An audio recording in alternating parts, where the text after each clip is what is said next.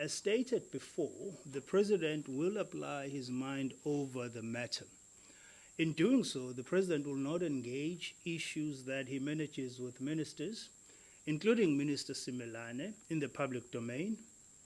The President appreciates the importance of the Justice Ministry in the leadership of the Justice, Security and Crime Prevention Cluster and contribution to the successful functioning of the cluster. The President is committed to ensure the highest levels of integrity within the National Executive. He will consider all the facts on the matter before making any determination. President Ramaphosa will tonight, the 11th of September, host a dinner with all the political leaders of parties that are signatory to the Government of National Unity. The purpose of this dinner is to provide an opportunity for a review on the functioning of the GNU thus far, and to discuss in detail the formulation of a dispute resolution mechanism. President Ramaphosa remains satisfied with the work of the GNU.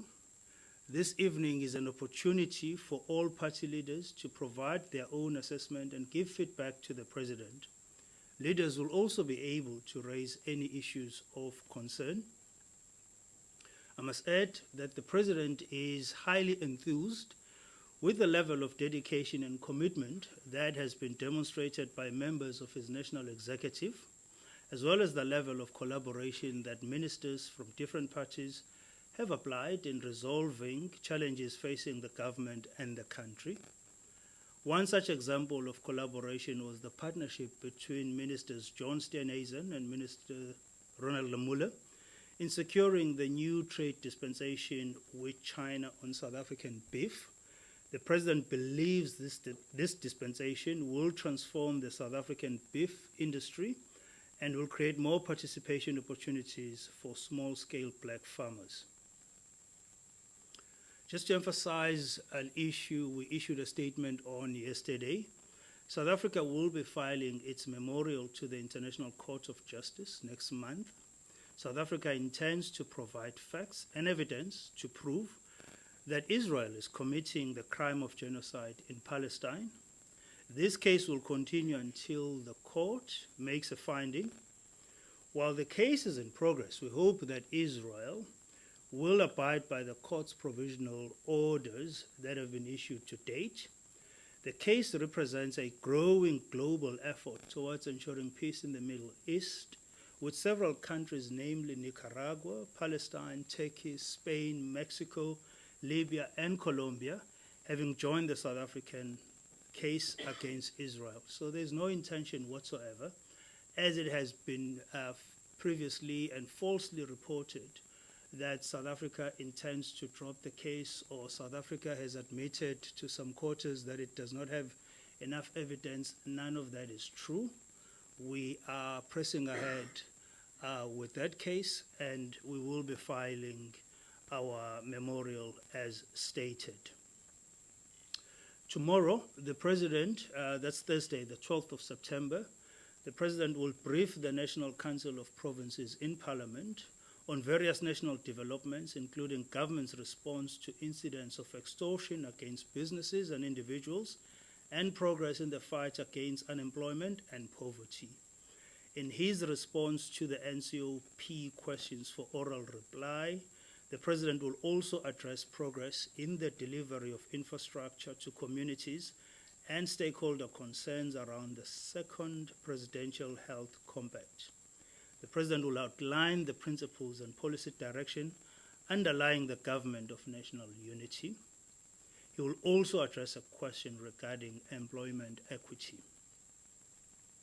On Friday, the 13th of September, President Ramaphosa will sign the Basic Education Laws Amendment Bill into law, which aims to strengthen governance within South Africa's education sector. The President will publicly sign the bill during a ceremony to be held at the Union Buildings in Pretoria. The Bella Bill amends sections of the South African Schools Act of 1990. Amendments are a response to court judgments that protect and give effect to the Bill of Rights. And perhaps just to cover a little bit here with respect to assent to legislation and most the Bella Bill, it is necessary that we restate the President's constitutional responsibilities in this regard. Section 79(1) of the Constitution states, and I quote, "The President must either assent to and sign a bill in terms of this chapter, or if the President has reservations about the constitutionality of the bill, refer it back to the National Assembly for reconsideration." According to the Constitutional Court case in Doctors for Life International versus Speaker, the President cannot refuse to sign the bill for political reasons. The only ground upon which the President can refuse to sign the bill is constitutional reservations. This means that the President needs to apply his or her mind to evidence and submissions before him and make an independent determination on the constitutionality of the legislation. The President's assent follows rigorous and inclusive public consultation and parliamentary deliberation on the draft legislation before it is passed by Parliament. Only if the President has reservations about the constitutionality of the bill may he or she refer it back to the National Assembly. If the President has no such reservations, then he or she must assent to the bill. There is no provision in the Constitution for the President's decision to be subject to negotiation or agreement with any other party or individual. The President remains firmly committed to engaging fully and openly with parties in the government of national unity on this matter and any other matter of concern.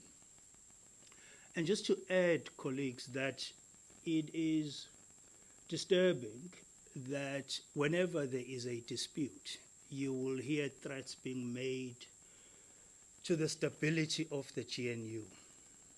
It is disturbing because such threats are not only directed to the President, they're directed to the stability of the country. They are threats directed to South Africans. The GNU must remain stable, must remain united, as it is called the GNU, for the benefit of the country. It is not there for the benefit of any individual political leader. It has been formulated for the benefit of all South Africans. It is therefore important that leaders exercise a level of restraint when there are issues of dispute. There is or there will be rather, a dispute resolution mechanism that will be established, number one.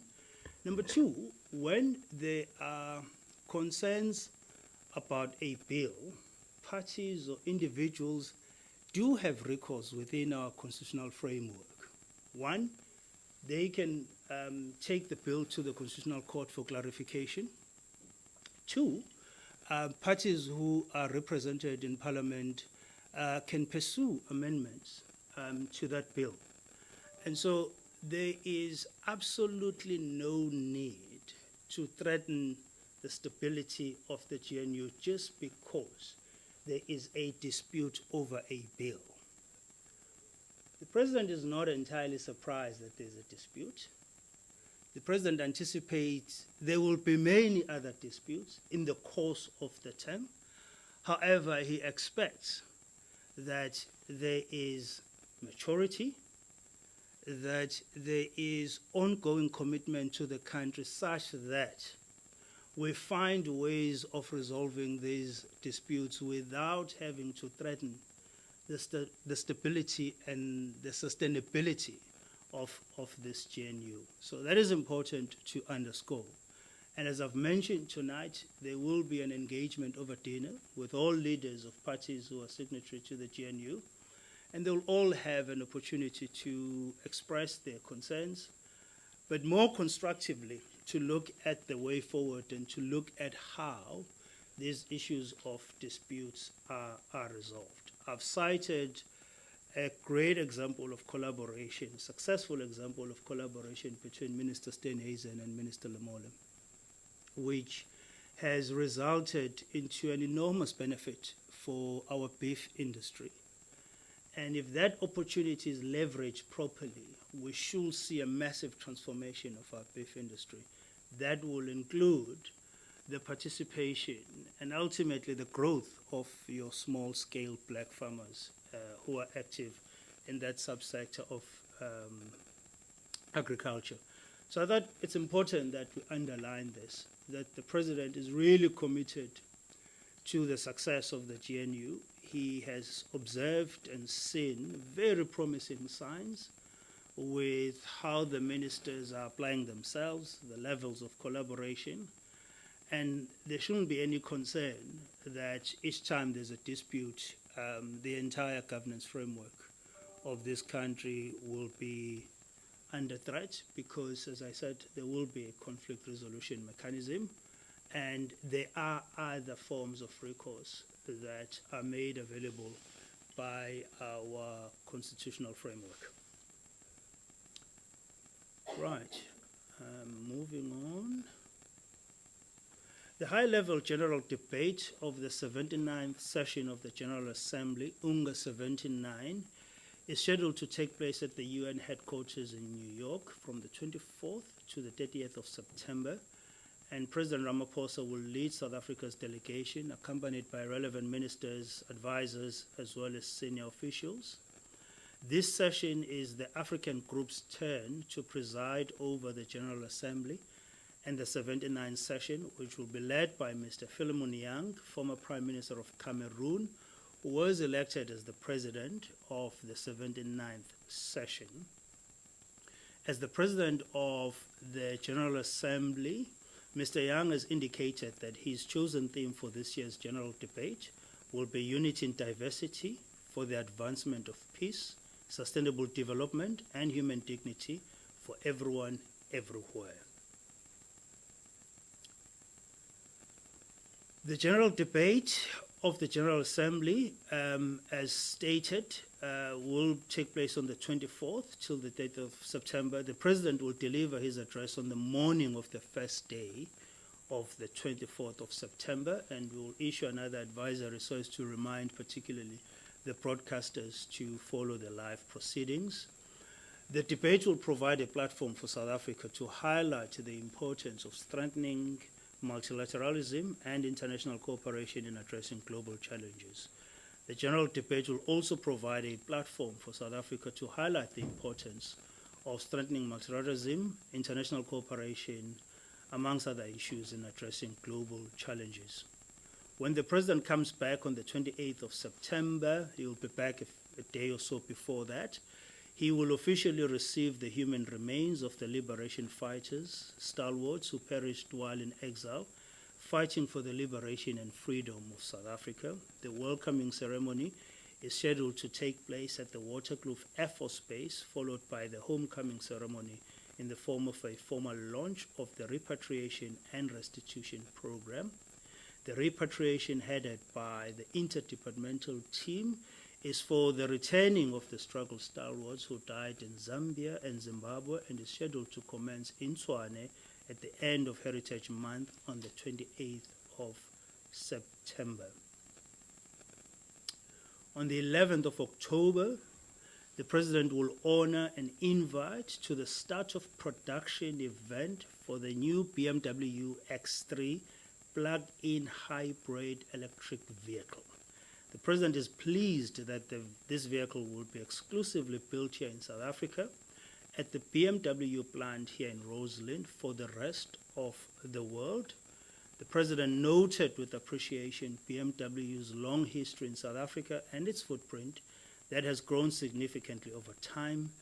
BMW's investment in its plant in Rosalind dates back 5 decades. BMW was the first locally based original equipment manufacturer to start an export program which has produced close to 1.2 million BMW 3 Series and more than 350,000 BMW X3 vehicles since the start of the export program in the mid-1990s.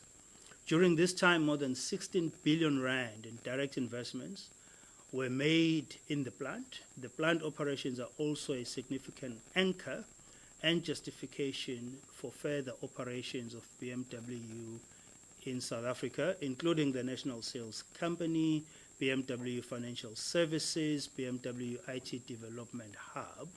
There are approximately 95,000 jobs created directly or indirectly as the result of the company's activities in South Africa. I'll stop there before I risk sounding like I speak on behalf of BMW. But I know some of you do drive some of these wonderful BMWs that are produced here in South Africa. So colleagues, that's the end of my statement. I'll open the floor to questions. Malungelo, you happy? You should go back to study more often. You come back this relaxed. Yes, my brother. It's Joseph Musia here. My question is, since the President has raised the issue of threats to the GNU, he must be significantly concerned that there is a possibility of instability for him to actually address the issue head on like that. Because there have been remarks made several times in the past regarding the GNU, but we have not heard directly from the President responding. So what specifically would the President have been or have heard that made him so much concerned? And on the issue of his signing the Bella Bill, my question is more to do with education rather than Bella Bill itself. We hear that there's a looming teacher culling project that's going to be going on in the country in the coming months. Has the President does he have any thoughts about this issue at all? So I think the message was more to give assurance to South Africans, more than concerns about a potential collapse of the GNU. That's not the concern. The President is not concerned about the GNU collapsing. But when South Africans see statements and hear leaders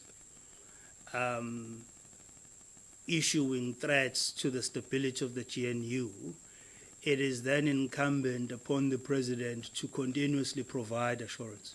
He leads the GNU on behalf of his political party.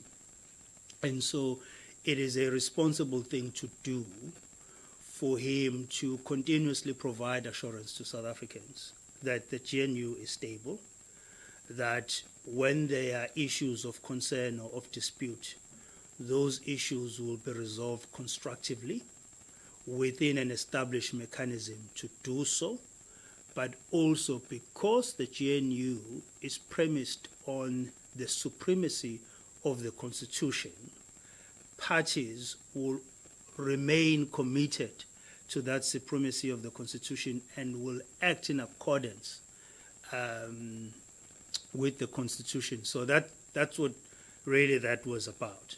With respect to the teacher culling program, we've seen media reports to that effect, specifically attributed to certain provinces. But there isn't a national program, as far as we are aware, or policy of some sort that has recently been adopted that talks to the culling of teachers. There isn't such. Do you want to follow up, Joseph? Yes, I do. This has to do directly with the fact, with the national fiscus and the fact that the Minister of Education has the Minister of Finance has actually advised departments to manage their, has actually cut budgets to the extent that provinces now do not have the funds to. No, indeed. We all know that there are fiscal pressures within the system, that we know. We all know that there are measures to restrain levels of spending as a result of those pressures. But to the extent that there's been a program adopted to cull teachers, I'm not aware of that. If there was such a proposal, that proposal will require extensive engagement, not only with the President, but with a number of stakeholders. You will not have one department, whether it be National Treasury or the Department of Basic Education, unilaterally deciding on a program of that nature, because the implications are far-reaching. And so that will require extensive engagement, and that will require solutions to be explored before you reach an extreme position such as the culling of teachers. Yeah, I'll come. Yes, yes, Jason. Jason, before, just on the question of the GNU, the language used by Minister Steenhuisen now has been quite strong. I think there was one sentence where he basically tells President Ramaphosa, "Do not sign this. This should not be signed. This should not go ahead." Will the president give any of this consideration, given that the DA is a key player or one of the bigger parties in the GNU? I'm looking for that statement because I want to make sure that you and I are engaging over the same content.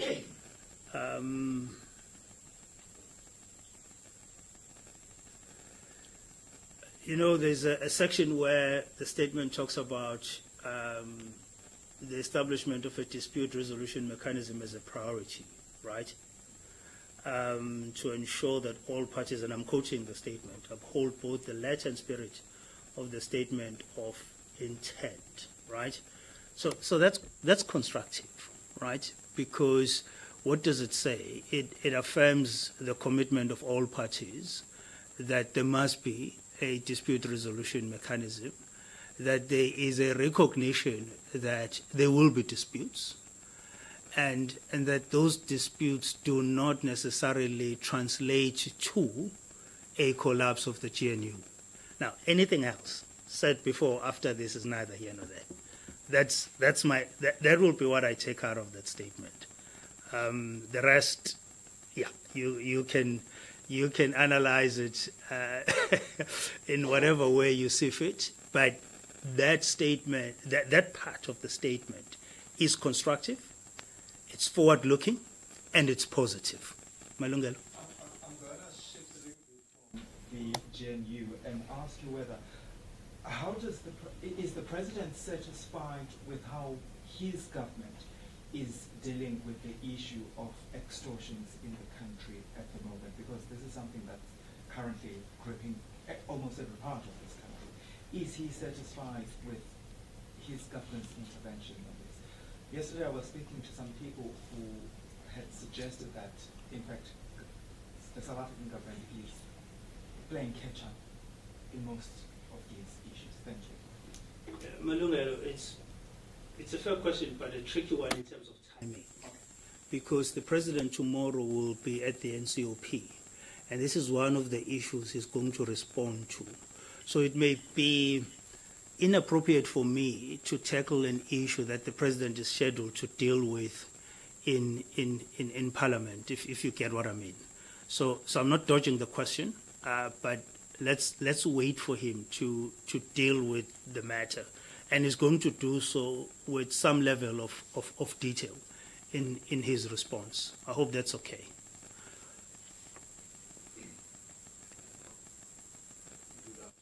Sir, and Wellen Prince from Network Feeling to Enter. You can call me Vincent. Oh, Vincent. Sorry. Vincent, I'm just on the issue of the dispute resolution mechanism. I've seen you also refer to it. Is this mechanism already established? And if not, when will it be established? And just another question that I have, are there any indication of whether there is when the next cabinet Lekgotla will take place? And will the issue of the NHI also be taken through the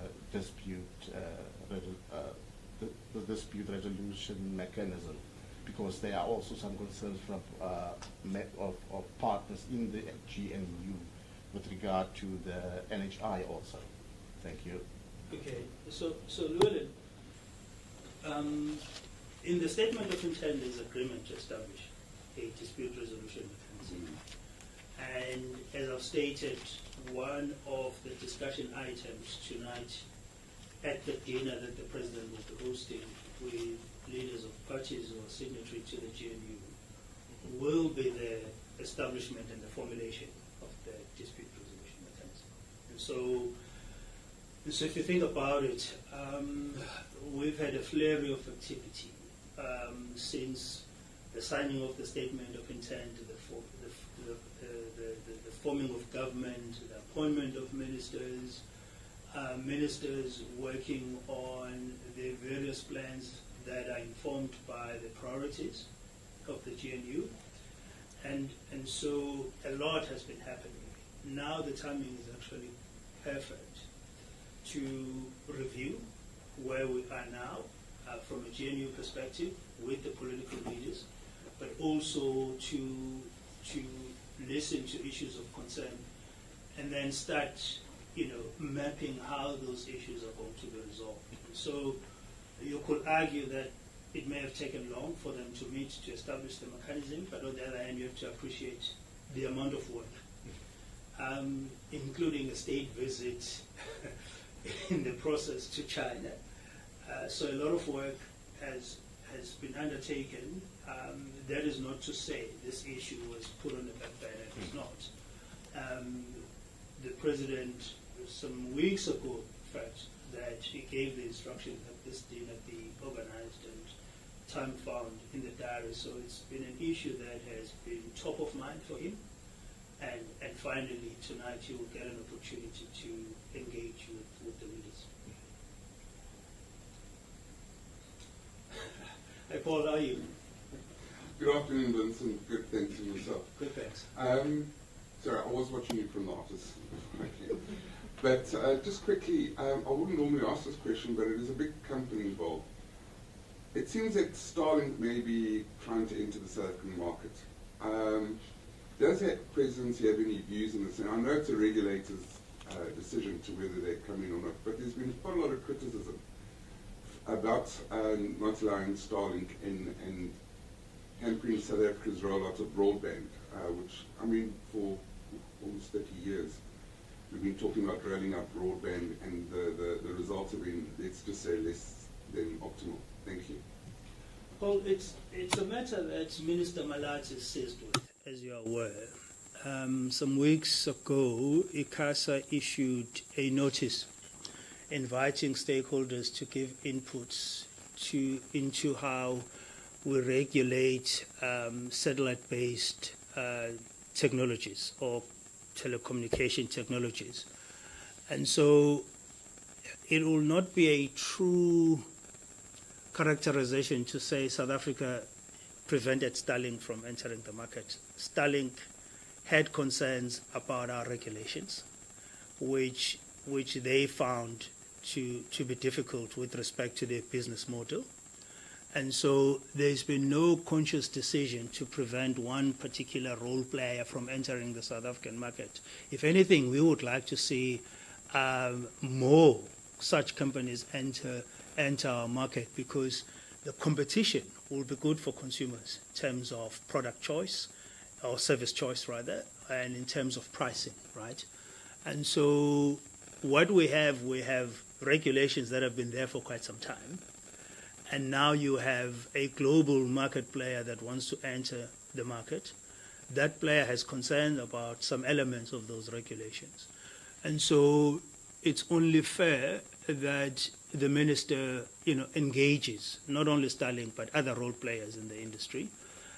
But also it's appropriate, I guess, for ICASA to, say we have this new band of technologies now. How do we ensure that our regulatory environment is suitable to accommodate these new technologies? So that's really what the issue is about. But we should avoid framing the issue as if there's beef, as young people will say, between Starlink and the government of South Africa. There isn't any beef.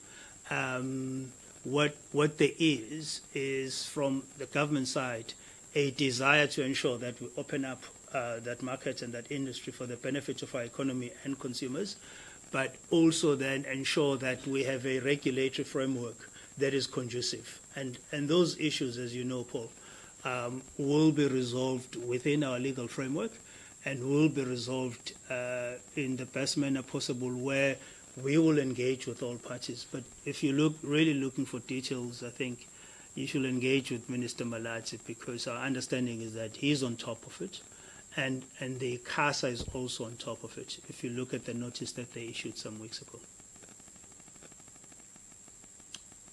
Patience, do you have questions from WhatsApp? Okay. A few. Okay. So the first one is from TESS News Agency, and they want you to please just outline South Africa's preparations for the G20 presidency. How far are the preparations? How are they going? And also, will issues of the Global South be on the agenda on South Africa's presidency for G20? Okay, next question. The next question came from Nkosinati Shazi from Power FM. Let me just find it now. See. Means it's not there. It is. Just one second. Okay. Got it. Okay. Nkosinati Shazi from Power FM. Sure. Is government monitoring the upcoming U.S. presidential elections? And will a change in administration affect the renewal of AGOA? The next question came from Sophie from SABC. Mm-hmm. The UN's SG, Antonio Guterres, is hosting the Summit of the Future ahead of the UNGA general debate. So the question is, will the President be participating at the Summit of the Future on the margins of UNGA? Construct the economy. Okay, so let's start with Sophie. That's a program question, really. So large elements of our UNGA program have already been finalized. I just need to double check with respect to this particular part of the program as to when the President will be arriving in New York. So that will be determined by a number of other activities that we have here at home prior to the President's departure to New York. So I'll get back to Sophie on that one. TESS News Agency, yes, preparations are underway for South Africa's presidency of the G20, as well as the hosting of the G20. It's a massive opportunity for the country and the continent to have the opportunity to lead the G20, which South Africa will utilize to ensure that amongst other issues, the issues of the Global South are prominent, the issues of the continent are prominent, and for the first time, you will have the African continent participating as part of the G20. If you'll recall, the last G20 summit in India, Africa's membership of the G20 was adopted unanimously. And so it is an exciting opportunity for us as a country, as a continent, as well as the Global South, to ensure that all our pertinent issues that relate to economic development are surfaced and are dealt with some level of detail. The logistical arrangements and all of those other arrangements are underway. There is an interdepartmental team that's looking into that. And we will be in Brazil during different stages to learn how they've hosted, to engage our counterparts in Brazil with respect to their experience and learnings of leading the G20. And we will incorporate their inputs as well as others. A number of countries have expressed keenness in assisting us with the hosting of the G20, and so we'll be looking at how we collaborate with our partners, trade bilateral partners within the G20, to ensure that we host a successful summit. I understand that as early as December, the G20 Shepherds will be meeting here in South Africa in Pretoria, and so that will mark the kickoff of a number of G20 activities that will ultimately culminate to the Summit of Heads of State. Mr. Shazi, U.S. presidential elections. Well, everyone is following those the elections with keen interest. The U.S. remains the number one economy. The U.S. remains an important and strategic bilateral political and trade partner to South Africa. And yes, of course, there is AGOA. We don't expect any changes to happen in relation to AGOA, but also in relation to the overall bilateral relationship with the U.S. We've had a constructive and close relationship with the U.S. through different administrations. And so elections are always fascinating, particularly the U.S. ones. We all maybe watched the debate in the early hours of this morning, and we've been catching up on some of the summaries coming out of that debate. But in doing so, we're not never so concerned in any shape or form that if this other candidate or another candidate wins, there will be a dramatic shift in our bilateral relationship with the U.S. And we're not concerned that there will be a shift that will impact the AGOA trade agreement. The Minister of International Relations is in Washington with a delegation to discuss a whole range of issues, amongst which AGOA will be part of the agenda. We hosted a very successful AGOA summit last year. Was it last year? Yeah, it was last year. And so far, we have no reasons whatsoever to be never so concerned that anything could happen to adversely impact or undermine that trade relationship. Is that it? Okay, Lindsay is quiet, uncharacteristically so. So that means I can now think about having lunch, colleagues, yeah? We're done. For my lunch? Yeah. I'll just have to find a fish and chips place somewhere here in the street, and it's not a fancy lunch, Paul. So, yeah, down that side, I'll find a fish and chips place. Thank you so much, colleagues.